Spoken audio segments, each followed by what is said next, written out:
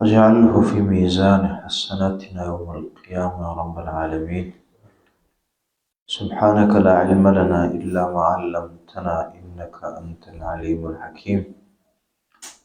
اللهم انفعنا بما علمتنا وعلمنا ما ينفعنا وزدنا علما. اللهم إنا نعوذ بك من جهد البلاء ودرك الشقاء وسوء القضاء وشماتة الأعداء. اللهم زينا بزينة الإيمان واجعلنا هداة مهتدين. رب اشرح لي صدري ويسر لي أمري واحلل عقدة من لساني يفقه قولي. رب زدني علما.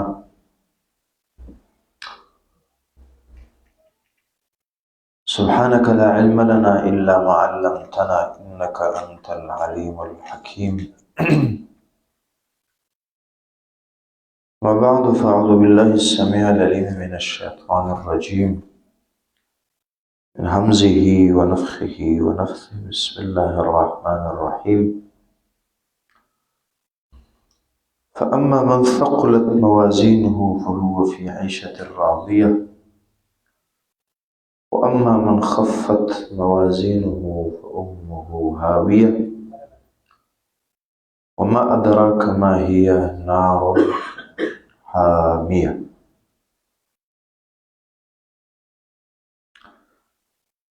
اپنے مطلوبہ موضوع کو شروع کرنے سے پہلے تمہیداً یہ بات سن لینی چاہیے کہ انسان ایک محکومانہ زندگی رکھتا ہے.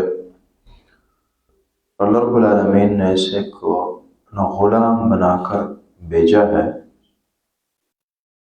اسی لیے آپ قرآن کو پڑھتے ہیں تو اللہ رب العالمین بس اوقات مثال غلام کی بیان کرتے ہیں،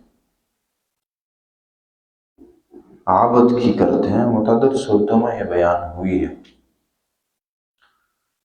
اور آپ یہ بھی جانتے ہیں کہ قرآن کی مثالیں جو بہت ساری خوبی رکھتی ہیں، ان میں سے خوبی یہ ہے کہ عام مثالیں صرف سمجھانے کے لیے ہوتی ہیں، بعض اوقات حقیقت پر مبنی نہیں ہوتی.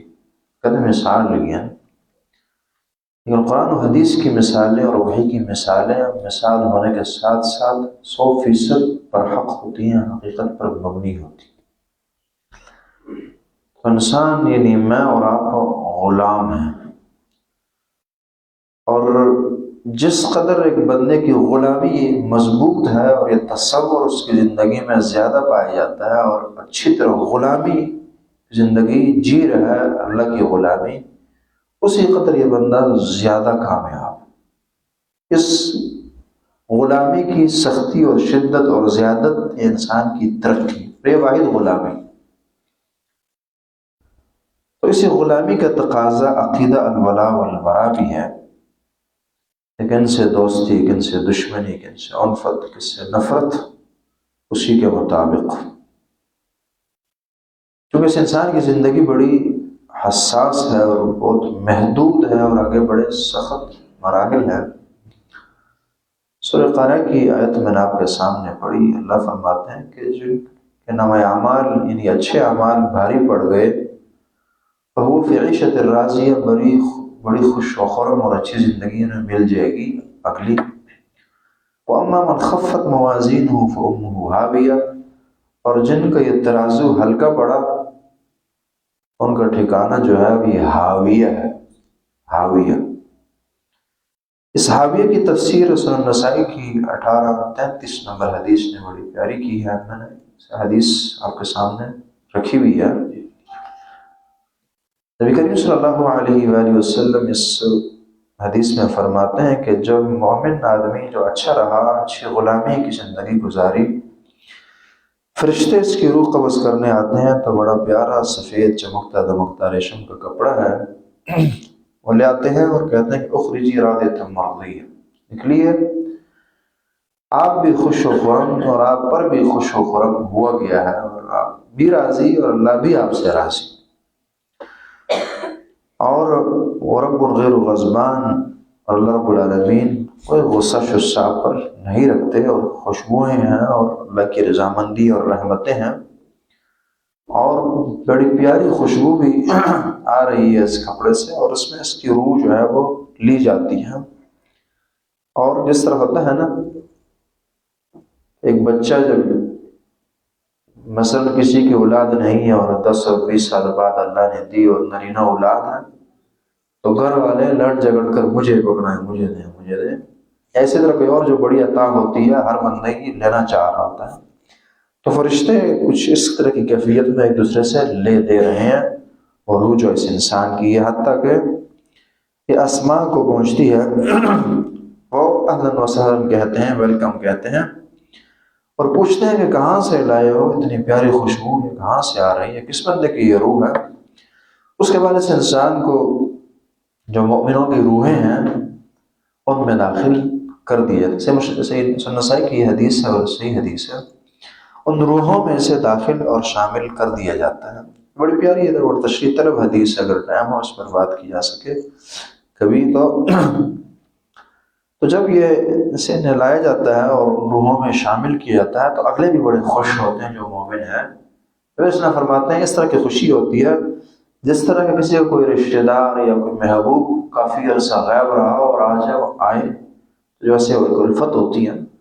ایک سالوں آپ نے انتظار کیا کسی کا، یا پھر اللہ نہ کرے کسی کا بندہ گم ہو گیا، کہیں سالوں یا غائب رہا، اور ایک دم والدہ کو وہ اپنی اولاد جو ہے، وہ بیٹا جو ہے وہ مل جاتا ہے، تو کیا اس کی کیفیت ہوگی؟ اس طرح کی خوشی مومن جو ہے، اللہ فرماتے ہیں، نبی صلی اللہ علیہ وسلم فرماتے ہیں کہ اس سے زیادہ خوشی رب العالمین ان مومنوں کو نصیب کرتے ہیں، وہ خوش ہوتے ہیں، اور وہ سوال پوچھنا شروع کر دیتے ہیں، ماذا فعل فلان ماذا فعل فلان۔ اس طرح ہوتا ہے نا کہ پرانا زمانہ ہو، نیٹ کا اور موبائل کا دور نہ ہو، اور ایک رشتہ دار دور دراز کسی غیر ملک رہ رہا ہو، اور یہاں سے دوسرا اس کے پاس جائے تو پوچھتا ہے جی فلانے کی کیا حالت تھی، فلانے کا کیا بنا، معاملات، ڈسکشن۔ اسی طرح چونکہ آخرت سے تو کانٹیکٹ نہیں ہے دنیا کے والوں کا، اور ان کا وہاں یہاں نہیں ہے، اس لیے وہ سوال پوچھنا شروع کر دیتے ہیں کہ جی فلانے نے کیا کیا، فلانے کا کیا بنا، فلانے جب رشتہ داروں جو چھوڑ کے وہ گیا ہوتا ہے بندہ پہلے، تو فرشتے کہتے ہیں دعوہ، چھوڑ دو اس بندے کو، فإنه كان في غم من دنیا۔ مطلب جیسے ہوتا ہے نا کہ ہم کہتے ہیں کہ یار سب بندہ تھکا ماندہ ہے، کچھ آرام تو کرنے دو، اسے پوچھ لینا بعد کہ پریشان حال ہے اور تھکا ماندہ آیا ہے، دعوہ چھوڑ دو اسے، یعنی کچھ اپنا سانس تو لینے دو، ٹھیک تو بیٹھنے دو اس کو۔ اس کے بعد پھر تو جب وہ پوچھتے ہیں کہ جی فلانے نے کیا کیا، فلانے کا کیا بنا، اپنے رشتہ داروں کے بارے میں پوچھتے ہیں، تو اگلا جواب دیتا ہے کہ یار وہ تو مجھ سے پہلے آ چکا ہے فلانا، یعنی ایک نام ایسا بھی درمیان میں آتا ہے کہ جو اس سے پہلے فوت ہو گیا اور اس کے بارے میں پوچھ رہے ہیں، تو پھر وہ پوچھتے ہیں کہ یار وہ تو مجھ سے، اس کا کہنا ہوتا ہے کہ مجھ سے پہلے آ چکا ہے، پھر یہ آپس میں کہتے ہیں کہ ہاں اس کا مطلب یہ ہے کہ وہاں سے نکل آیا ہے اور یہاں پہنچا نہیں ہے، تو یہ حاویہ مقام میں ہوگا، یعنی اگر وہاں نہیں، یہاں نہیں، تو پھر تیسری جگہ حاویہ، جس کی طرف قرآن کی آیت نے اشارہ کیا کہ وما ادراک ما ہی، آپ کو کیا خبر کہ حاویہ کیا ہے؟ نار حامیہ، تو بڑی گرم اور بڑی ہولناک قسم کی آگ ہے نار حامیہ۔ تو یہ پھر جب وہاں جائیں گے تو واقعی بندہ وہاں انہیں مل جائے گا، یعنی درمیان میں رہ گیا، نہ وہاں نہ یہاں۔ اور اس کے بعد پھر جو بری روح ہے وہ نکالی جاتی ہے، اس کے لیے ٹھاٹ نما ایک کپڑا لایا جاتا ہے، بدبو آ رہی ہے، اس کو نکالا جاتا ہے، اوپر روح چلتی ہی نہیں ہے، قرآن نے بھی اشارہ کی، حدیث نے بھی، اور پھر اس کی روح جو ہے یہ اسفل سافلین ہے، چونکہ نا زمین کے دروازے جو ہے لائی جاتی ہیں، نیچے کی طرف لائی جاتی ہے۔ اگلے نفرت کرتے ہیں، مان تنادی، کتنی بدبودار یہ روح ہے، کہاں سے لائے ہو؟ اور پھر حتیٰ کہ تو نے بھی ارواح الکفار سے کافروں کی جو روحیں ہیں ان میں داخل کر دیا جاتا ہے۔ تو بات یہ ہے کہ انسان کی زندگی بڑی محدود ہے، اسی میں اللہ رب العالمین کی غلامی جینی، اس لیے یہ باتیں طبیعت کے موافق ہونی چاہیے، طبیعت کے موافق ہونی چاہیے، بندہ بوجھ نہ سمجھے۔ اور یہ انشاءاللہ یہ عقیدہ ولا والبراء کا ایک جہاں میں یہ فائدہ نظر آتا ہے، اور بعض لوگ اعتراض کی بھی شکل بھی رکھ سکتے ہیں کہ جی یہ تو پھر سختی ہو جائے گی، یہ ہوگا وہ ہوگا، نہیں، آپ دونوں پہلو لیں نا، الولا والبراء، دوستی، محبت اور البراء دونوں سکھانے اس عقیدے نے. جہاں وہ پہلو وہاں یہ بھی ہے نا کہ آپ نے ہر مسلمان کے دل میں نفرت پیدا کر دی ہے، پڑوسی کے حقوق آپ سے نہیں ادا ہو رہے، کسی سے حرکت سے اختلاف ہوا، دشمنی عمول لی، رشتہ داریاں کی تعلقیں آپ میں پائی جاتی ہیں، تو یہ بھی تو یہ عقیدہ سکھاتا ہے نا. نفرتیں بھی ختم کرتا ہے یہ عقیدہ. جہاں بعضوں پہ نفرتیں پیدا کرنی ہے اس عقیدے نے، چونکہ اللہ کو چاہیے ہو، تو وہاں اس نے محبتیں اور نفرتیں پیدا بھی کرنی ہے، قریب بھی لانا. اس عقیدے کا خلاصہ یہ ہے کہ جو قریب لانے کے افراد ہیں انہیں قریب کیجیے، اور جو دور بگانے کے اور دور رکھنے کے انہیں خود سے دور کیجیے. انصاف کی بات ہے. اچھوں کا تعلق مفید ہے اور بروں کا تعلق مضر ہے. اچھوں کا تعلق چاہیے اور بروں سے دور بھاگنا انسان کی ضرورت ہے. عقیدہ الولاء والبراء، اس میں آج کا پہلا مسئلہ ہے ذبیحۃ الکفار، کافروں کو ذبیحہ. اس کی ضرورت بھی ہے. معاشرے میں ہم رہ رہے ہیں جس میں جی اصول تقریباً یہی ہے کہ بس اپنا چھوڑو نہیں اور دوسرے کو چھیڑو نہیں. اس طرح کی بات ہے. جو جدھر لگا ہے، کہا بھی کہتے ہیں کہ اب تم آزاد ہو، مندر جاؤ یا مسجد جاؤ، تمہیں آزادی. تو اس لیے پھر وہ ہر جگہ ہی چیز ہمیں مل جاتی ہے. کافر بھی مل جاتے ہیں، یہودیت مل جاتی ہے، نصارہ ہمیں مل جاتے ہیں، وغیرہ وغیرہ. تو ان معاملات کو سمجھنا اور جاننا ضرورت ہے بندے کی بہت بڑی. کافروں کا ذبیحہ اور کافروں کی پکائی ہوئی چیز ذبح کیا گیا جانور، اس کا حکم کیا ہے؟ آسانی کے لیے آپ 3 قسمیں بنا لیں تاکہ بات سمجھ میں تھوڑی آسانی ہو. ایک ہے مشرکین کا ذبیحہ، مشرکین، اور دوسری آپ قسم بنا لیں یہودیوں عیسائیوں، جی اہل کتاب آپ کہتے ہیں. اور اسی طرح پھر کلمہ گو مسلمان بھی، یہ بھی ہے نا ہمارے معاشرے کی ایک بہت بڑی مصیبت. یہ بھی ہے کہ کلمہ پڑھتے ہیں اور غیر اللہ کو سجدے بھی کرتے ہیں، یا اللہ مدد بھی کہتے ہیں اور یا غازی عباس بھی کہتے ہیں. اللہ کو بھی کچھ مانتے ہیں اور غیر اللہ کو بھی مانتے ہیں. اور یہی شرک ان کافروں کا بھی تھا جن کے خلاف نبی علیہ السلام کو بھیجا گیا تھا. وہ بھی کہتے تھے کہ لا شریک لک، اللہ تعالیٰ کوئی شریک نہیں، ہاں وہ شریک جو تو نے خود بنائے اپنے لیے. یہ کہتے تھے. اللہ کو مانتے تھے، ساتھ غیر اللہ کی بھی پوجا کرتے تھے. یاد رہے کہ ان میں صرف شرک نہیں تھا، توحید اور شرک دونوں کی ملاوٹ تھی. اللہ کو ماننا اور نہ ماننا، اللہ کو ماننا اور غیر اللہ کو بھی ماننا، اللہ کا شریک ثابت کرنا، ان کی بنیادی بیماری یہ تھی. تو ذرا پہلے اس کی طرف آئیے، ٹاپک کی طرف، کہ مشرکین کا ذبیحہ. اس میں تمہیداً آپ یہ بات ذرا سنیے. ایک ہے مذبوح اور ذبیح شدہ چیز، کوئی جانور جیسے ذبح کرنا ہے، وہ کوئی بھی ہو، حلال جانور. اور ایک ہے جیسے دال، سبزی، اس میں فروٹ شروٹ، کھیر، حلوہ وغیرہ، دونوں میں فرق ہے. تو جو ذبیحے کا حکم ہے وہ ان کا نہیں ہے. ان میں اگر آپ کو اپنے برتن ملتے ہوں یا صاف برتنوں میں چیز لی دی جاتی ہو تو اتنی بڑی پرابلم نہیں ہے. دال ہے، سبزی ہے، ایسی چیزیں جو ہے نا. اصل مسئلہ یہ پیش آتا ہے جو ان چیزوں میں جو ذبح کی جاتی ہیں، جو کھائی جاتی ہیں، ان کی بات ہم زیادہ کریں گے یہاں. تو جہاں تک مشرکین کی بات ہے، ان کی جو عام اشیاء سے ہٹ کر جو ذبح کی جاتی ہیں وہ اشیاء اور وہ چیزیں استعمال کرنا ان کا. جب اوقات یہ بھی ہے نا کہ ایک یہ کہ بندے نے خود ذبح کی ہے جانور، ایک یہ کہ وہ کسائی سے گوشت خرید کر لایا ہے اور پکا کے پیش کر، اس میں تھوڑا فرق ہو جاتا ہے. یہاں ہم ذبیحے کی ہم بات کر رہے ہیں. تو قانون یہ ہے اور اصول یہ ہے کہ جو مشرک ذبح کرے، اس کا ذبح جو ہے یہ حرام ہے، یہ حلال نہیں، یہ جائز نہیں ہے، اور اس سے بچنا جو ہے انسان کے لیے ضروری ہے. بات انشاءاللہ دلائل کی ہم کریں گے آگے جا کر. قرآن نے بھی کہا وَلَا تَأْكُلُوا مِمَّا لَمْ يُذْكَرِ اسْمُ اللَّهِ عَلَيْهِ وَإِنَّهُ لَفِسْقٌ. سورہ عام 121 نمبر آیت. چونکہ ایک کافر مشرک جو ہے اللہ کا نام نہیں لیتے، تو اس لیے جو ہے اس چیز پر وَلَا تَأْكُلُوا مِمَّا لَمْ يُذْكَرِ اسْمُ اللَّهِ عَلَيْهِ، اس پر اللہ کا نام نہ لیا جائے تو اسے نہیں کھایا جا سکتا. یا اسی طرح اللہ کے نام کے ساتھ غیر اللہ کا نام ہے اور اس کے اندر تعمیل آخر اور شامل چیز ہے، وہ بھی نہیں کھایا جائے گا. اللہ رب العالمین کے لیے جو چیز ذبح کی گئی ہے، اللہ کے نام پر ذبح کی گئی ہے، وہی کھائی جائے گی. جو غیر اللہ کے نام پر ہو وہ نہیں ذبح کی جائے گی۔ ہاں اس میں بھی آپ بات یاد رکھیں، غیر اللہ کے بعض لوگوں نے موقف اپنایا اور غلطی کی ہے انہوں نے، وہ کہتے ہیں کہ ذبیحہ مشرک کا ذبیحہ یعنی جس پر غیر اللہ کا نام لیا گیا اور وہ ذبح کرنے والی چیز ہے، ذبح کی گئی ہے، وہ حرام ہے۔ اگر اللہ کا نام غیر اللہ کا نام لیا جائے، کسی نے کوئی چاول پکڑا دیا غیر اللہ کے نام پر، کوئی مٹھائی پکڑا دی ہے، دال پکڑا دیا، جیسے عموماً درباروں پر چیزیں اس طرح بکتی ہیں، دی جاتی ہیں، تو کہتے ہیں جس پر تو ذبح کرنے کی بات ہے ہی نہیں، لہٰذا یہ کھانا چاہیے نہیں، غیر اللہ کا نام جس چیز پر آیا وہ چیز جو ہے ناجائز ہوگی، حرام ہوگی، بھلے وہ مضبوط نہ ہو۔ تو آپ نے کیفیت خلط مرت نہیں کرنی۔ پہلے ہم نے وہ کیفیت بتائی ہے کہ کھانا مثلا آپ کو پڑوسی دے رہا ہے، چاول دے رہا ہے، نہ اس پر غیر اللہ کا نام ہے نہ اللہ کا نام، ایسی چیز نہ، ہاں تو اس کا حکم پھر اس مذبوح چیز کی طرح نہیں ہے۔ یہ ہم یہ کہہ رہے ہیں کہ نام ہی غیر اللہ کا لیا گیا ہے، تو بھلے وہ ذبیحہ نہیں ہے پھر بھی وہ چیز جو ہے وہ حرام ہوگی، وہ چاول ہے، وہ دال ہے، وہ روٹی ہے، جس چیز پر بھی غیر اللہ کا نام لیا گیا وہ چیز جو ہے وَلَا تَأْكُلُوا مِمَّا لَمْ يُذْكَرِ اسْمُ اللَّهِ عَلَيْهِ، اللہ فرماتے ہیں کہ جس پر غیر اللہ کا نام لیا گیا، اللہ کا نام نہیں لیا گیا، وہ چیزیں نہیں کھانی، وہ جو بھی ہو۔ اس کے اندر داخل سورہ انعام کی آیت نمبر 121۔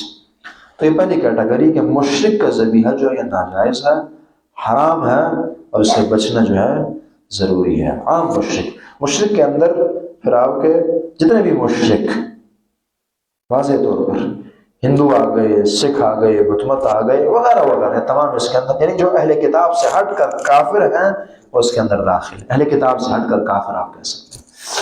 اس کے بعد نمبر 2، جو اہل کتاب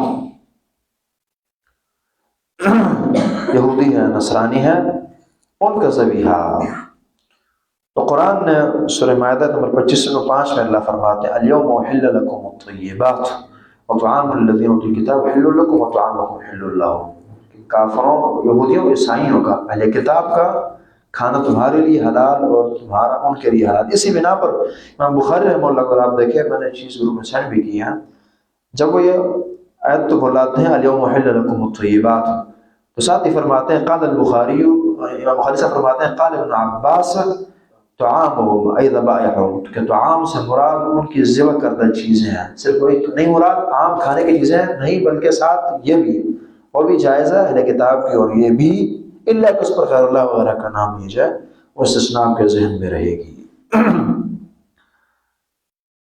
تو یہ جو ہے استعمال کی جا سکتی ہے۔ ایک صورت اس سے ملتی جلتی ہے، صحیح بخاری کی 5507 نمبر حدیث آپ دیکھیں 5507، عائشہ رضی اللہ تعالیٰ عنہ حدیث کی راوی ہیں، فرماتی ہیں کہ ایک قوم نے کہا نبی کریم صلی اللہ علیہ وسلم سے کہ بعض اوقات ہمارے پاس لوگ جو ہیں کچھ گوشت لاتے ہیں، اب ہمیں نہیں خبر کہ انہوں نے اس پر اللہ کا نام لیا ہے یا نہیں لیا، تو فرمایا کہ سموا علی انتم وکلوا، ٹھیک ہے، جب خبر نہیں ہے کہ انہوں نے اللہ کا نام لیا ہے یا نہیں لیا، چونکہ اہل کتاب بھی عموماً ان کے دین میں اللہ کا نام لینا ہے، بڑے اس بارے میں وہ کوتاہی کرتے ہیں، تو چلے فرمایا کہ تم اس پر اللہ کا نام لو، اور خاص طور یہ جو قوم تھی، حدیث کے الفاظ ہے وَكَانُوا حدیث عہد بالکفر، نئے نئے مسلمان ہوئے تھے، خبر نہیں تھی بدنی نے کلمہ پڑھا، انہوں نے اللہ کا نام لیا یا نہیں، اللہ کا نام تم لو، بسم اللہ پڑھو، تم کھا سکتے ہو۔ لیکن ایک استثناء یاد رہے آپ کو، اگر آپ کو اہل کتاب کے متبادل اچھا کسائی، اچھی جگہ ملتی ہے تو ان کو آپ ترجیح دیں گے، یہ مجبوری کی حالت۔ مثلا ایک آدمی کسی کافر ملک میں رہ رہا ہے، اب اس کی یہ مجبوری ہے، لیکن یہ ہے کہ جی یہ کہ محلے کے اندر آپ کو 10 مسلمان کسائی ملتے ہیں اور آپ نے وہ 11ویں یہودی اور عیسائی کو ترجیح ہے، تو پھر عقل کا تقاضا نہیں ہے۔ قانون یہ ہے کہ اللہ اور رسول کی رخصتوں کو وہاں فٹ کیا جائے گا، وہاں نافذ کیا جائے گا جہاں وہ نافذ ہوتی ہیں اور فٹ ہوتی ہیں، کیونکہ اسلام نے انسانی زندگی کو ایک پاسے لگانا ہے اور گزارنا ہے، آسانیاں فراہم کرنی ہے۔ اب اگر اس کی اجازت نہ دی جائے تو انسانی زندگی مشکل ہو جائے گی، اس لیے اس کی اجازت دی ہے، اور وہی قانون آپ کو یاد ہوگا کہ انما تقدر ضرورت انما تقدر بقدرها، ضرورت کو ضرورت کی حد تک رکھا جاتا ہے، جہاں وہ فٹ ہوتی ہے وہیں رکھی جائے گی۔ اس کا مطلب یہ نہیں کہ آپ کو متبادل اچھا مل رہا ہے اور پھر بھی آپ یہاں جائیں گے۔ تو یہ ہے اہل کتاب کا ذبیحہ۔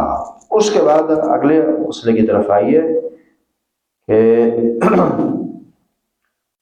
کلمہ گو کافر اور مشرک کا ذبیحہ، کیونکہ بہت بڑا مسئلہ ہے ہمارے معاشرے، بلکہ اگر آپ کہہ سکتے ہیں کہ 100% مسلمانوں میں سے ہمارے معاشرے میں 50-60% طبقہ یہی ہے جو کلمہ پڑھ کر شرک کرتا ہے، کفر کرتا ہے، اور ایسی بغاوتیں جو عقیدے کی ان میں پائی جاتی ہیں، تو اس لیے اس سے مسئلہ میں زیادہ درپیش ہے۔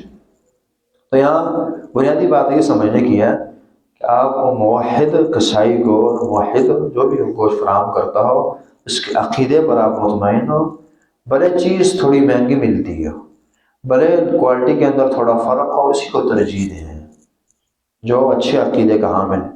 لیکن یہ آپ کو تبھی یہ بات سمجھ آئے گی اگر آپ اس پر رد کریں گے کہ چھوڑیں یار، جو بھی موحد ہے اور اچھا ہے وہ فراڈی ہے، وہ یہ ہے وہ ہے، ایسی باتیں لوگ منہ کرنا شروع کر دیتے ہیں، یا جی مسلمان تو دوغلا پالیسی کرتے ہیں، منافقت کرتے ہیں، دغا بازیاں کرتے ہیں، یہ ٹھیک ہے، ورنہ یہ باتیں سننے کو ملتی ہیں۔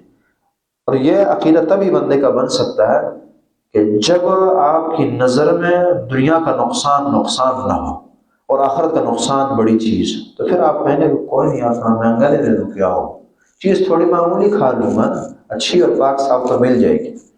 اس کی خامی خرابی وہ اللہ کے حوالے کریں، اللہ جانے ہو جانے، مہنگا دے گا، چیز خراب دے گا، اللہ کو جواب دہ ہوگا۔ آپ کو انشاءاللہ آپ کی اس نیت پر بھی اللہ نہیں محروم کریں گے اور اجر سے نوازیں گے۔ اور اسی جسے آپ خراب گوشت سمجھتے ہیں، معمولی سمجھتے ہیں، اسی کے اندر اللہ تعالیٰ برکتیں اور شفا اور کیا سے کیا ڈالتے ہیں۔ غیرت کی آپ نے اللہ کے لیے نا، اور اللہ کے لیے جو غیرت کی جاتی ہے اللہ رائے گا نہیں جانے دیتے۔ آپ نے دو چار ٹکے جو زیادہ دیے ہیں، اس کا بھی اللہ تعالیٰ صلہ دے گا آپ کو، یہ انفاق کے زمرے میں انشاءاللہ یہ چیز جائے گی۔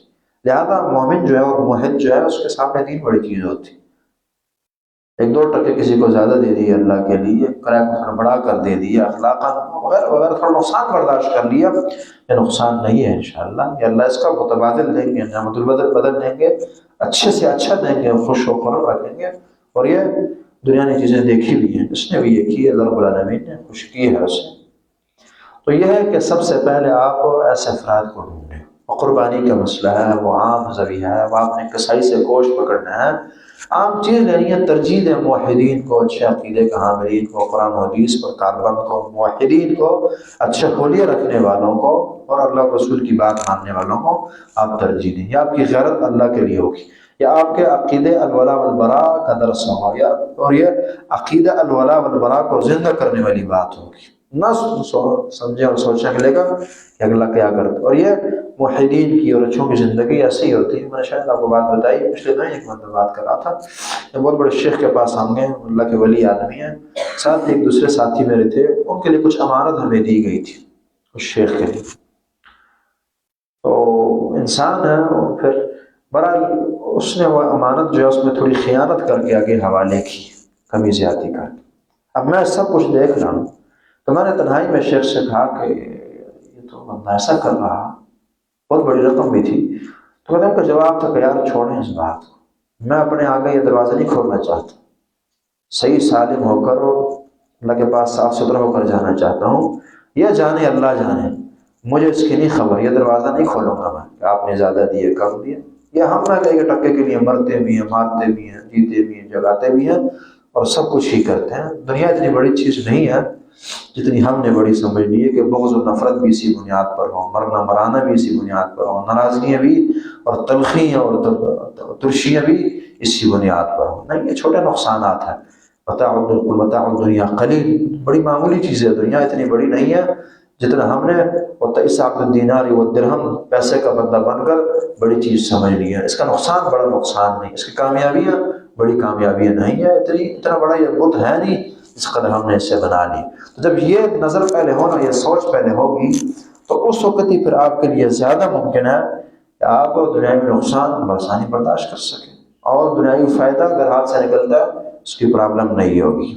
اور یہی میں سمجھتا ہوں ایک اچھی سوچ ہوتی ہے بندے کی، اچھے داعی کی علامت ہونی چاہیے۔ خود اللہ کا توفیق دے دور تفسیر قرآن کی، یعنی میں اپنے طور پر جو سوچ رہا تھا کہ ایک پہلو اس میں ہمیں یہ مد نظر رکھنا ہوگا اور چاہیے، اور یہ طریقہ بھی ہے قرآن حدیث سے استفادے کا، کہ آپ بیماری کی تشخیص کریں اور بیماری کے اسباب بتائیں کہ کیوں یہ بیماری آتی اور علاج اس کا کیا ہے۔ اور قرآن پھر بہت ساری سینکڑوں خرابیاں اور برائیاں انسان کی بیان کرتا ہے، مثلا آپ نے قرآن کی آیت پڑھی منافقین کے متعلق، تو نفاق کی بیماری پر تشخیص ہو کہ مجھ میں فلانے میں وغیرہ، خاص طور پر خود میں کس حد تک پائی جاتی ہے تشخیص۔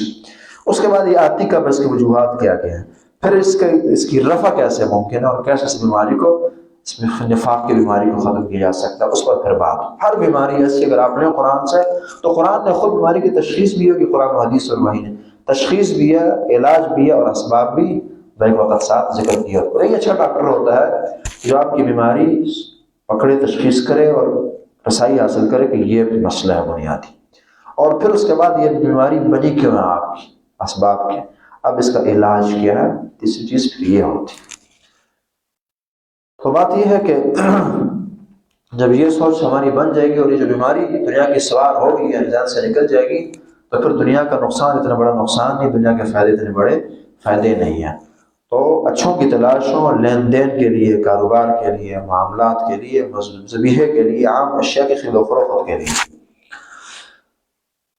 تو یہ پہلا سٹیپ ہے کہ آپ اچھوں کی تلاش کریں گے کہ اچھے سے اچھا بندہ اور اس سے آپ لیں۔ بات ہم کر رہے ہیں کلمہ گو مشرک اور کافر کے ذبیحے کی ہم کر رہے ہیں، لیکن اگر صورتحال کچھ ایسی ناممکن ہو گئی ہے، نہیں ہو رہا، اور اچھے کسائی جو اچھے موحد آپ کو نہیں مل رہے، تو انشاءاللہ ایک اچھی رائے یہ لگتی ہے، اللہ رب العالمین بہتر جانتے ہیں، کہ یہ جو طبقہ ہے وہ اہل کتاب سے لو لیول کا نہیں ہے، ان کے برابر زیادہ سے زیادہ ہوگا نا۔ اگر آپ کہیں گے شرک ہے، تو شرک ان میں بھی پایا جاتا ہے۔ صحابہ کے اقوال ہیں کہ اس سے بڑا شرک کیا ہوا کہ عزیر بن اللہ، عیسی بن اللہ، انہوں نے عیسی بن مریم کو اللہ کا بیٹا کہا، اس سے بڑا شرک کیا ہوگا؟ اور اسی طرح یہودیوں نے عزیر بن اللہ کہا، اس سے بڑا شرک کیا ہوگا؟ ایسی گندگیاں ان میں بھی پائی جاتی ہیں، لیکن اس کے باوجود اللہ نے ایک آسانی دی ہے، فراہم کی ہے۔ تو اگر وہاں ہے تو یہ ہمارا جو کلمہ پڑھنے والا مسلمان ہے اور اس کے اندر شرک اور گندگیاں آ گئی ہے، تو یہ بھی گزارا کر جائے گا، لیکن اس کو آپ سیکنڈ سٹیپ رکھیں گے۔ اول وہ ہے، اور اس کے بعد پھر سیکنڈ یہ ہے، تھوڑا پابند کریں، مرغی لینے مثلا آپ گئے ہیں تو بسم اللہ پڑھوا دیں ان سے، لیکن اکثر ہوتا بھی ہے، ہم نے خود اچھے نوٹ کیا، اور بھی تھوڑے ہوشیار جب دیکھتے ہیں نا کہ کوئی ملیے والا ہے، کوئی داڑھی والا ہے، تو اونچی آواز سے بسم اللہ پڑھ دیں گے، شاید اس کے علاوہ پڑھتے بھی نہ ہو، لیکن آپ کی خیر بھی فائدہ ہو گیا نا، داڑھی رکھنے کا، ہولیہ بنانے کا، دینداری کا، اور یہ ہونا چاہیے۔ مومن کا ظاہر جو ہے نا، وَلِبَاسُ التَّقْوَىٰ ذَٰلِکَ خَيْرٌ، اس کی مسلمانی کو وہ ظاہر ہی شو کرتا ہے، اور یہی کمال۔ باطن کا ہر بندہ گناہ گار ہے، ہر بندے گناہ گار ہے، لیکن وہی بات ہے کہ ظاہری سرٹیفکیٹ گناہ کا اور معصیت کا اور اللہ کی بغاوت کا نہ ہو بندے کے پاس، حلیہ ہے وہ کم از کم اسلامی تو بندے کو رکھنا چاہیے۔ ہمارا معاشرہ بھی بڑا عجیب ہے جی، بس ہر چیز کو داڑھی کی طرف منسوب، داڑھی کی طرف منسوب، داڑھی کی طرف منسوب، نہیں ہے اس میں خیر، اللہ رب العالمین نے خیریں رکھی ہے، انشاءاللہ صلہ پائے گا یہ بندہ جو ہے جی۔ تو یہ اگر وہ نہ ہو تو یہ انشاءاللہ کوئی گزارا کر دینے والی بات ہوگی، چیز جو ہے انشاءاللہ چل جائے گی۔ اس میں کوئی حدیث اگر آپ دیکھیں 391 نمبر بخاری کی روایت جو ہے،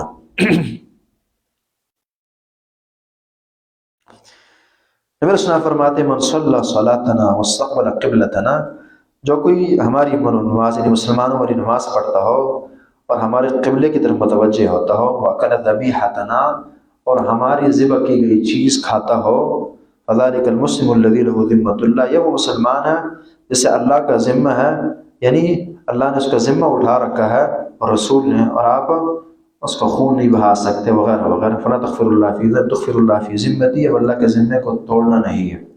تو لہٰذا یہ بھی بس بڑے سے غیر حسی طور پر اور غیر محسوس کیے شرک ہو رہا ہے، تو بس کلمہ پڑھتا ہے، قبلے کی طرف رخ کرتا ہے، ہمارے قبلے کی طرف، اور اسی طرح نماز بھی جو ہم پڑھتے ہیں وہ بھی نماز وہی پڑھتا ہے، کیفیت کے اندر فرق ہے، تو اس لیے بس چل جائے گا انشاءاللہ، اس کا ذبیحہ جو ہے وہ کھایا جا سکتا ہے، لیکن ترجیح جو ہے اسی انسان کو ہوگی۔ یہ آپ کو بات سننی چاہیے، بعض وہ لوگ بھی آپ کو ملیں گے جو اس کی ان کی بھی حرمت کا فتویٰ دیں گے، اور دلائل ان کے پاس بھی ہیں، لیکن ہم وہ آسانی کو پیش نظر رکھ کر یہ بات کر رہے ہیں، زندگی اجیرت میں مشکل ہو جاتی ہے، اور کچھ دلائل کا سہارا بھی ساتھ ہے۔ اس کے اندر پھر حکمت ہے کہ اللہ رب العالمین نے کیوں جو ہے اس کو اتنا بڑا جرم قرار دیا، اگر اللہ کا نام نہ لیا جائے تو چیز حرام ہو جاتی، ایک روایت سے بخاری کی ہے، میں نے سینڈ کی، ذرا دیکھیں آپ، یہ 38-26 نمبر رہا۔ عبداللہ، یہ حضرت زید بن عمرو بن نفیل، یہ وہ بندہ ہے کہ جو زمانے جاہلیت میں ہی موحد تھا۔ نبی علیہ السلام آئے نہیں تھے دنیا میں، لیکن یہ فطرتاً اللہ نے اس میں خیر رکھی تھی۔ ہوتا ہے اللہ کی عطا ہوتی ہے، ویسے بھی اللہ رب العالمین نے ہر بندے کو مسلمان پیدا کی، سے بخاری کی روایت ہے نا، کل مولود یولد علی الفطرہ فابواہ یہیدانہ او ینصرانہ او یمجسانہ، کہ ہر انسان کی تخلیق اللہ رب العالمین مسلمان کر کے ہی کرتے ہیں، مسلمان کر کے ہی پیدا کرتے ہیں، پھر اس کے والدین معاشرے سے یہودی عیسائی وغیرہ وغیرہ بنا دیتے ہیں۔ تو یہ بندہ اس میں فطرتاً خیر تھی، لیکن اب چونکہ نبی علیہ السلام دنیا میں مبعوث نہیں ہوئے اور کوئی دین ہے نہیں، بڑا پریشان تھا۔ سے بخاری کی روایات ہے کہ یہ شام گیا، یمن گیا صحیح دین کو ڈھونڈنے کے لیے، یہودیوں کے پاس گیا، انہوں نے کہا کہ ٹھیک ہے آپ یہودی ہو جائیں، لیکن جو اللہ نے ہم پر غضب کیا اس کچھ حصہ آپ کو بھی ملے گا۔ کہا میں تو غضب سے بچنے کے لیے اس طرف آیا ہوں، پھر غضب ہی لینا، پھر کیا فائدہ کیا ہے؟ عیسائیوں کے پاس گیا، عیسائیوں نے کہا کہ جی ٹھیک ہے آپ عیسائی ہو جائیں، لیکن جو ہم پر لعنت برسی ہے اس کا حصہ کچھ ملے گا آپ کو، فائدہ کیا؟ پھر انہوں نے کہا کہ آپ نبی آنے لگا فلانی جگہ وہاں، تو یہ بڑا رقم کی زندگی میں نبی علیہ السلام آ نہیں سکے ہیں، اور یہ بیچارہ روئے کرتا تھا اللہ کے آگے سجدوں میں، اس سے ہٹ کر کے، یا اللہ میں جانتا ہوں کہ یہ سب کچھ ہی غلط ہے جو کر رہے ہیں۔ اس روایت کو آپ دیکھیں تو یہ زید بن عمرو بن نفیل جو ہے، یہ زید بن عمرو بن نفیل نبی علیہ السلام کو، یعنی نبی علیہ السلام کی نبوت سے پہلے کے زمانے سے بندے نے پایا ہے، لیکن نبوت کا نہیں پایا۔ تو ان کے سامنے کچھ ایسا گوشت رکھا گیا، اس نے کھانے سے انکار کر دیا اور فرمایا انی لست آکل مما تذبحون علی انصابکم، کہ میں یہ گوشت نہیں کھانے لگا جو تم اپنے بتوں شبوں کے لیے ذبح کرتے ہو، اور اسی طرح میں وہ نہیں کھاؤں گا جس پر غیر اللہ کا نام جو ہے وہ لیا گیا ہے۔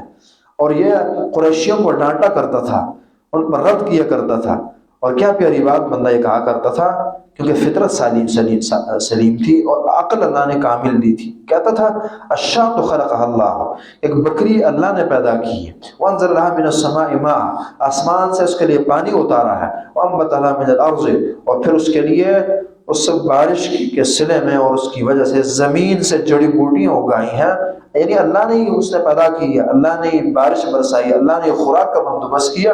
ثم تذبحون علی غیر اسم اللہ، اور پھر تم اسے اللہ کا نام چھوڑ کر غیر اللہ کے نام پر ذبح کرتا ہے۔ یہ کون سی یعنی عقل ہے؟ کس عقل کا یہ تقاضا ہے کہ مخلوق اللہ کی وہ پیدا ہو کرے، خوراک اور پیدا کرے اور وہی اس کی تربیت کرے، اور تم غیر اللہ کے نام پر ذبح کر دو؟ کہا کہ یہ تمہارا عجیب معاملہ، انکار لذالک و الزام اللہ، اس کو بڑا جرم سمجھتا تھا، اس پر بڑا رد کیا کرتا تھا، حالانکہ اسلام نہ تھا، لیکن شرک چیز، شرک جو ہے یہ دماغ کو نہ سمجھ آنے والی چیز ہے نا۔ مثلا آپ دیکھتے ہیں امام ابن القیم رحمۃ اللہ نے پیاری بات کہی ہے کہ یہ مشرک جو ہے اس کو یہ بات نہیں سمجھ آتی کہ بشر اور بندہ جو ہے رسول بنے، یہ بات نہیں سمجھ آتی کہ بشر اور انسان رسول بنے۔ جیسے آج کل ہمارے بھی کہتے ہیں یہ نور ہے جی، یہ بشر نہیں ہے، بشر کیسے رسول ہے؟ بشر تو چھوٹی چیز ہے، اور نور ہے فرشتہ۔ اور اس زمانے کے مشرک بھی کہتے ہیں ہماری طرح انسان ہے جی، ہمارے حضرت رسول اکرم طعام یمشی فی الاسواق، کھاتا پیتا بھی یہ بازاروں میں پھرتا ہے، یعنی بندہ رسول بنے، اسے مشرک کی عقل نہیں تسلیم کرتی۔ اور دوسری طرف خدائی جو پتھر میں ثابت کر دیتے، پتھر کو اٹھا کے رسول سے بڑی چیز خدا بنا دیتے، اس پر سمجھ آ جاتی، حجر کو، شجر کو، پرندوں کو، درندوں کو، حتیٰ کہ وہ یہ جنہوں شرمگاہوں کو خدا سمجھائے، یہ چیز تک ہو جاتی۔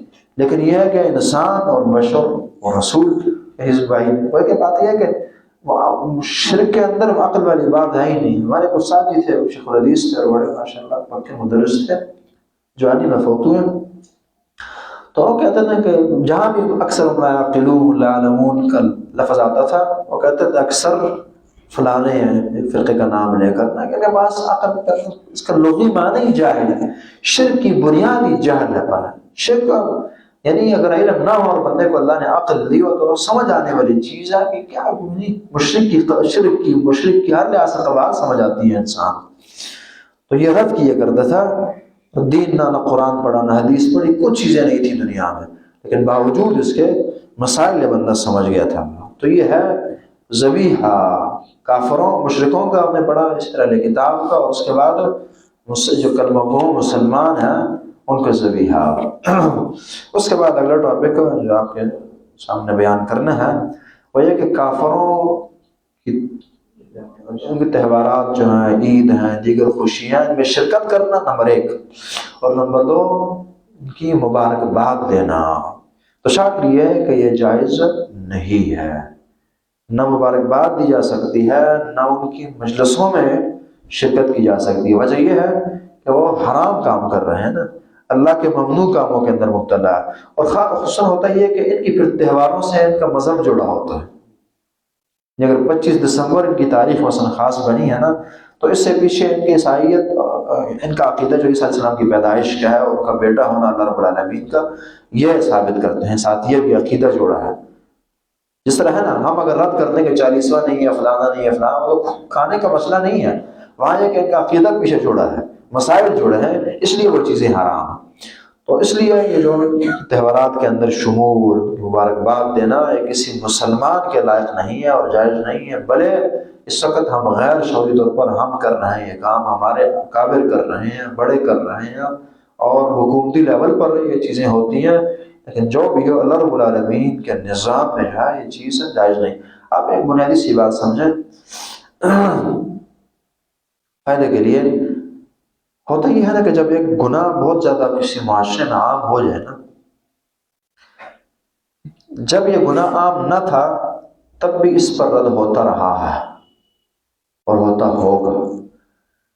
آج جب اتنا ہی عام ہوگا کہ ہر بندے سے مبتلا ہے، اس کا رد حتیٰ کہ ختم ہو جائے گا، اور دنیا دار طبقہ کیا، دنیا دینی طبقہ بھی اس کے اندر انوالو ہو جائے گا۔ لیکن اللہ کا قانون یہ ہے کہ یہ باطل ہمیشہ رہتا نہیں ہے، وَقُلْ جَاءَ الْحَقُّ وَزَهَقَ الْبَاطِلُ۔ اب جیسے اس پر پہلے رد ہوتا رہا ہے، اس کے زیادہ عام ہونے کی وجہ سے، عام ہونے سے پہلے، اسی طرح ایک زمانہ پھر بعد میں آئے گا کہ پھر اس پر رد شروع ہو جائے گا، اور جو لوگ اس میں مبتلا رہے ہوں گے ان پر بھی پھر رد ہوں گے۔ اس کی مثال سمجھے، بات زیادہ سمجھ آئے گی، پتہ نہیں بات آپ کو سمجھ آ رہی ہے یا نہیں۔ کسی زمانے میں منطق، فلسفے اور علم الکلام کا بہت زیادہ رواج تھا، حتیٰ کہ اسلامی علوم کو بھی اس سے جوڑ دیا گیا تھا، حتیٰ کہ حدیثوں کو اس سے جوڑ دیا گیا تھا، وغیرہ وغیرہ۔ اس کا پھر نقصان یہ ہوا، شروع میں جب یہ آیا تو لوگوں نے اس کا رد کیا، اس علم کا، لیکن پھر یہ اتنا آگے بڑھ گیا کہ بس ہر خاص اور عام اس کے اندر مبتلا ہو گیا۔ جس سے علم الکلام اور علم المنطق، علم الفلسفہ، اس کی خبر ہوتی تھی وہی پڑھا لکھا کہلاتا تھا، جس سے اس کی خبر نہیں ہوتی تھی اسے کچھ نہیں سمجھا جاتا تھا۔ لیکن اب جب پھر زمانہ گزرا اور شیخ الاسلام ابن تیمیہ رحمہ اللہ کی طرح شخصیات پیدا ہوئی اور دیگر جنہوں نے صفایا کر دیا اور اس پر ایسا رد کیا کہ کچھ چھوڑا نہیں، تو پھر لوگوں کی آنکھیں کھلی کہ یار یہ تو جس سے ہم خدا سمجھے تو کوئی علم ہے کہ تو کر شکا۔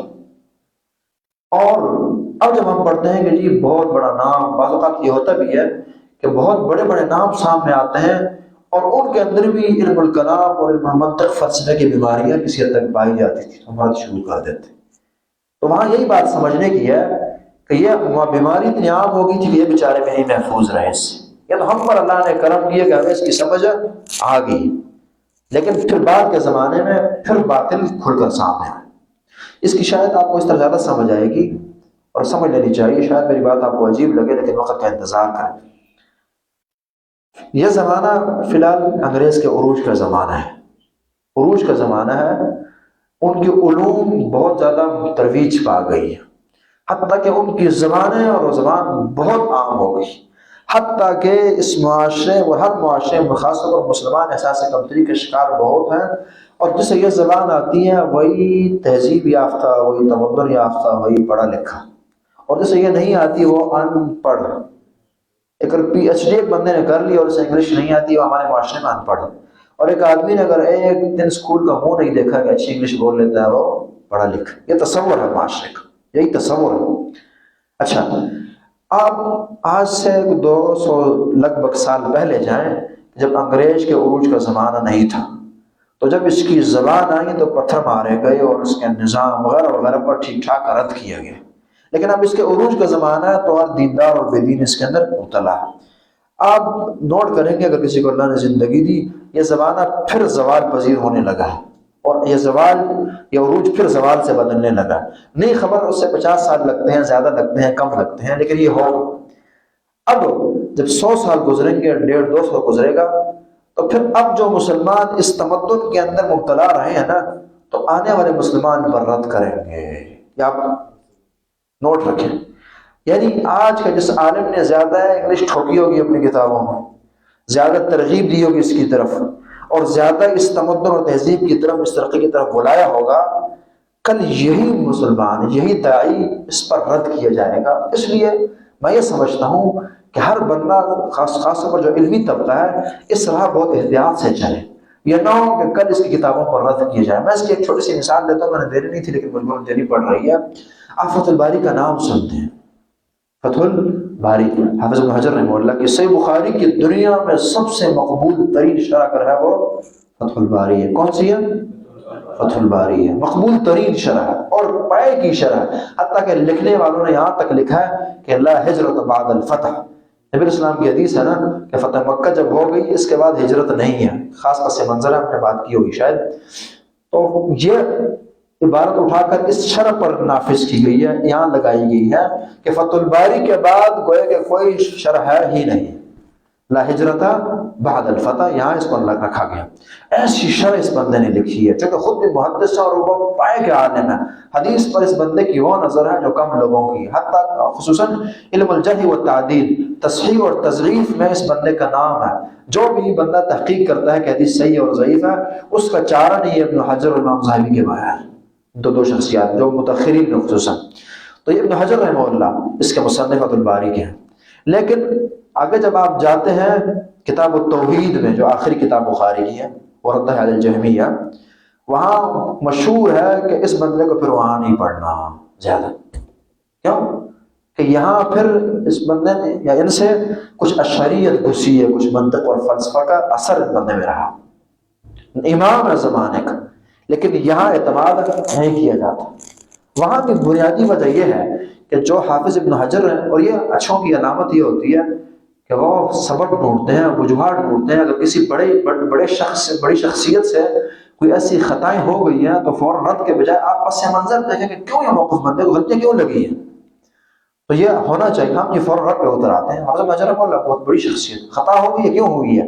تو جب آپ وجوہات ڈھونڈتے ہیں تو وجہ یہ نکلتی ہے کہ ان کا زمانہ جو ہے وہ منطق اور فلسفے کا، اور اسی طرح اشعریت اور ماتریدیت کا زمانہ ہے بہت زیادہ. اور یہ بھی اس کے اندر کسی حد تک انوالو ہو گئے ہیں، مکمل محفوظ ہے، نہیں رہ سکے. یہ ہوتا ہے امام غزالی جیسا بندہ ان گندگیوں سے نہیں بچ سکا.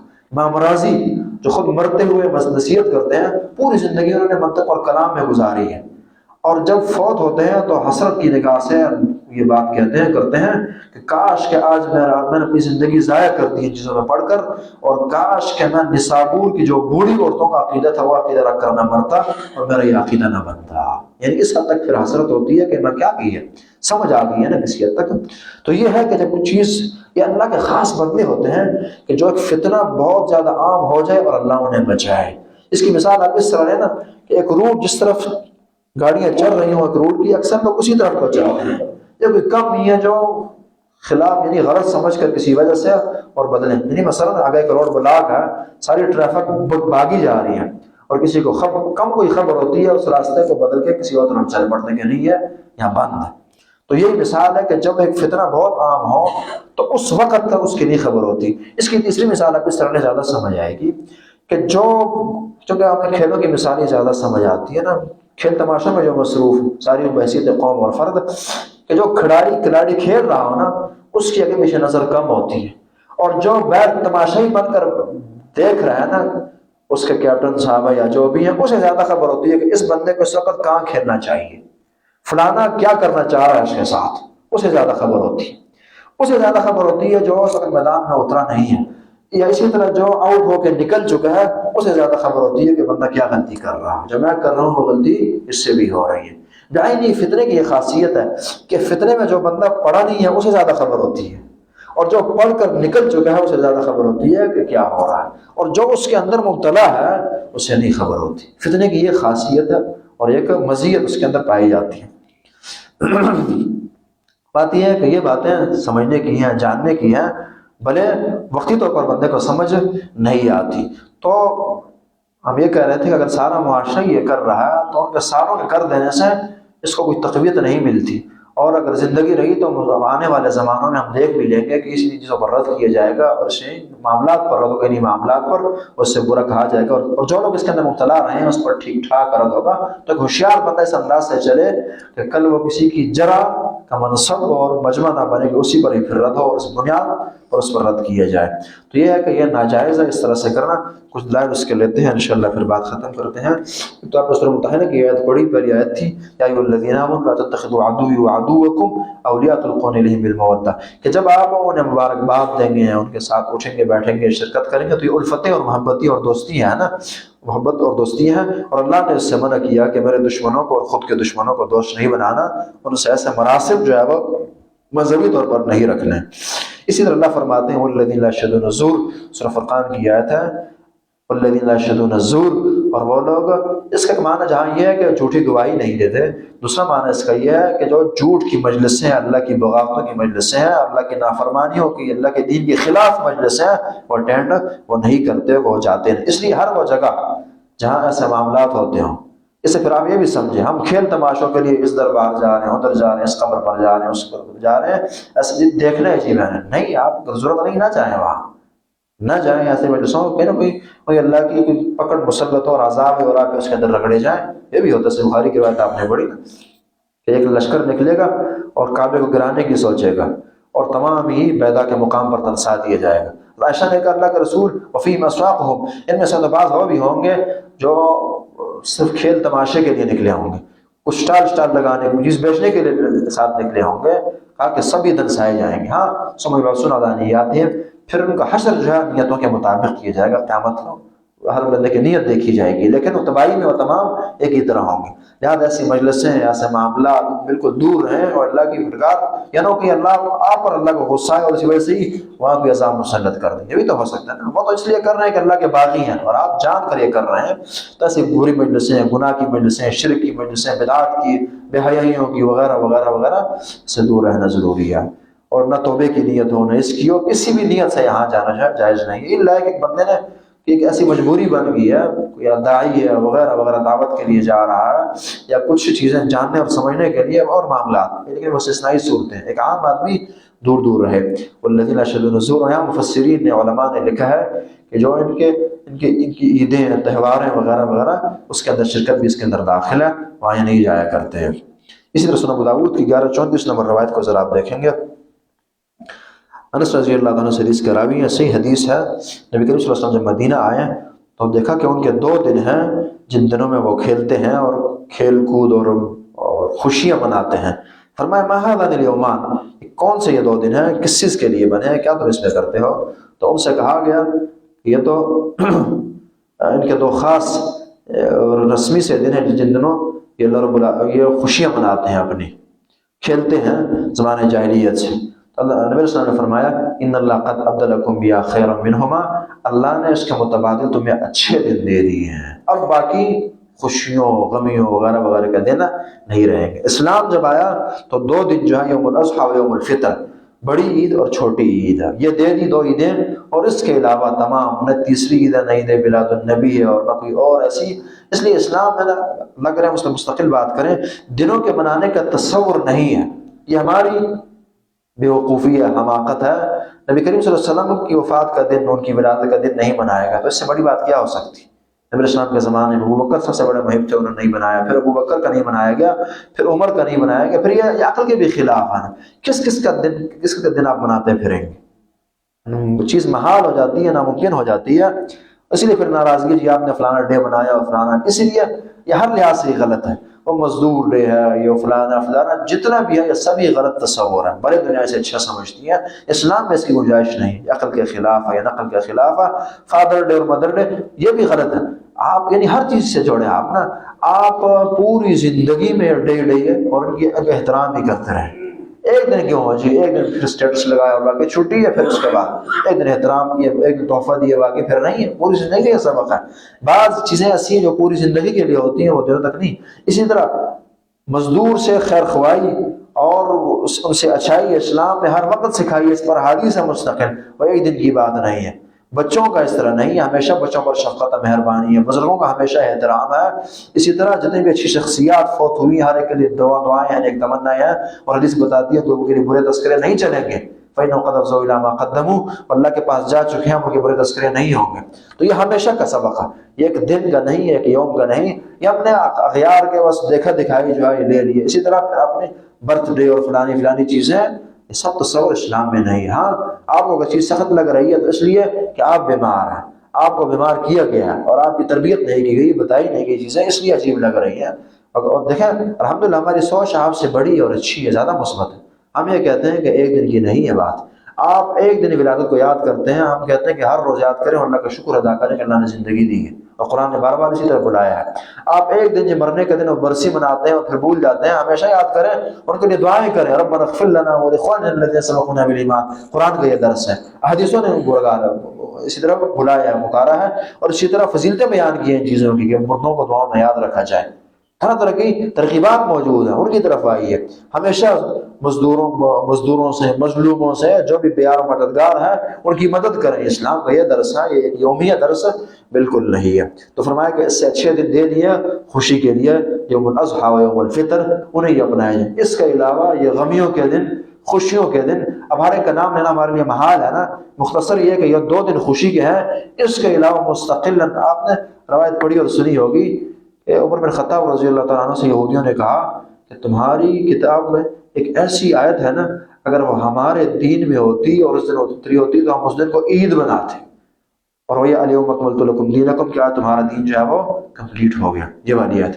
عمر بن خطاب نے سخت رد کی، یہ کہا ہمیں پتہ ہے کہ کس دن اتری، اور دن کا بھی بتایا عرفے کا دن، اور کس جگہ اتری اس کو بھی ہم جانتے ہیں، لیکن مقصد ان کا یہ تھا کہ ہمارا تمہاری طرح نہیں کہ یہ جی فلانی کی تو فلانی کی بناتے پھریں، یہ اللہ اور رسول کا معاملہ، جو وہ کہیں گے ہم وہی کریں گے، اور وہ یہی اضحیٰ و الفطر والی بات ہے، اس سے زیادہ جو ہے، اور یہ مبالغہ ہے، شیطان نے کھلواڑ کیا ہے، جو عید میلاد اور فلانا فلانا، اسلام میں اس کی گنجائش نہیں بنتی، اور اسی طرح عقلی تقاضوں کے مطابق نہیں ہے۔ اسی طرح یہ اگلی حدیث ذرا دیکھیں، سنن ابو داؤد کی ہے 33-13 نمبر روایت جو ہے،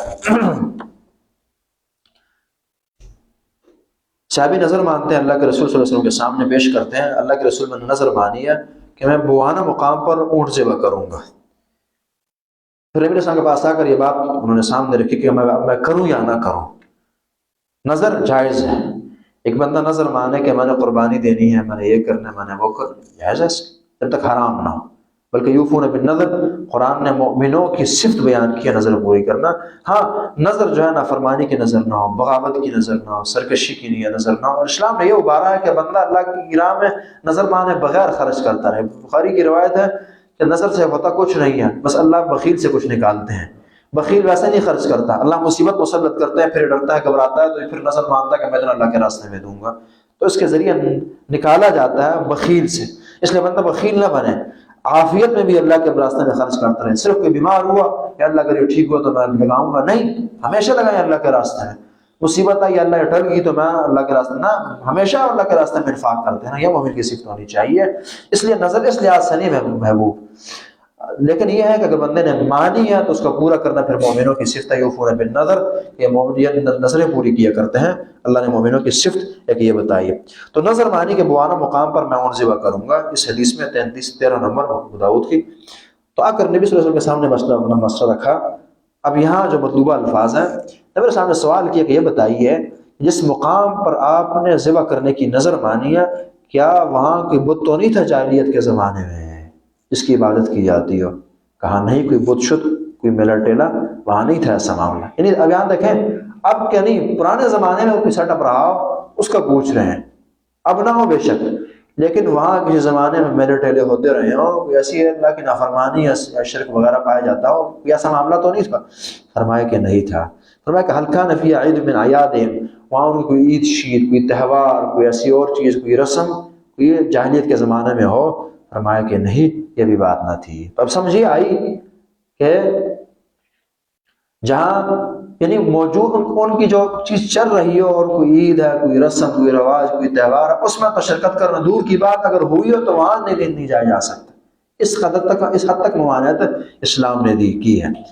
تو فرمایا کہ ٹھیک ہے، اوفوا بنذرک، آپ جا کر اپنی نظر پوری کر دیں، اور ساتھ ایک فإنه لا وفاء لنذر في معصية الله، یعنی تفصیل میں نے اس لیے پوچھی کہ اللہ کی نافرمانی میں جو ہے وہ نظر نہیں پوری کی جاتی. اگر وہاں کوئی میلہ ٹیلا لگتا ہو، وہاں کوئی ایسا رسم و رواج ہو، کوئی عرس شرس ہو، کوئی میلہ ہو، تو وہاں پھر اللہ کی نافرمانی ہونی تھی، اور اللہ کی نافرمانی میں نظر نہیں پوری کی جاتی.